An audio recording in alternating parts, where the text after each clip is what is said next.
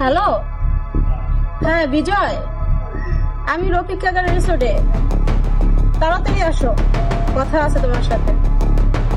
হুম।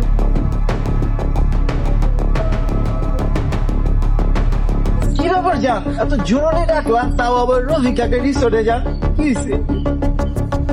দেখো, এত রং করো না বিজয়, আমার মনটা খুবই খারাপ।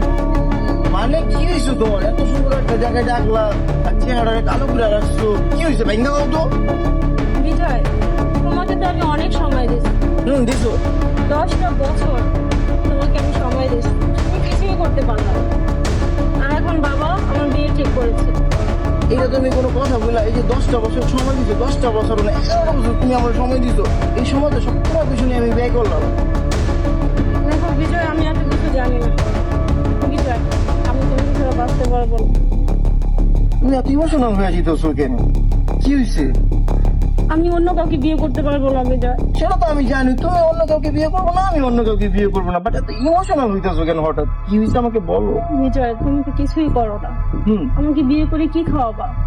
এটা তুমি কোনো কথা কইলা? আমার বাবার নাম রহমান, আমার বাবার এত বড় একটা ইন্ডাস্ট্রি আছে, আমার বাবার কোটি কোটি টাকা, কও আমি কেন কাজ কাম করবো? আমাকে দেখি কাজ কাম যায়, বাপে টাকা পয়সা দিতেছে, চলতেছে, আমরা কি না খেয়ে আছি কও? আর তুমি এত চিন্তা করো কি? আমি কি তোমার না খাওয়া এরকম?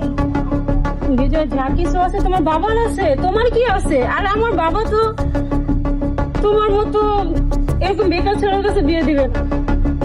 ও মাই গড, এই ব্যাপার? তুমি তো কিছু করো না, তোমার বাবা যা আছে তাই।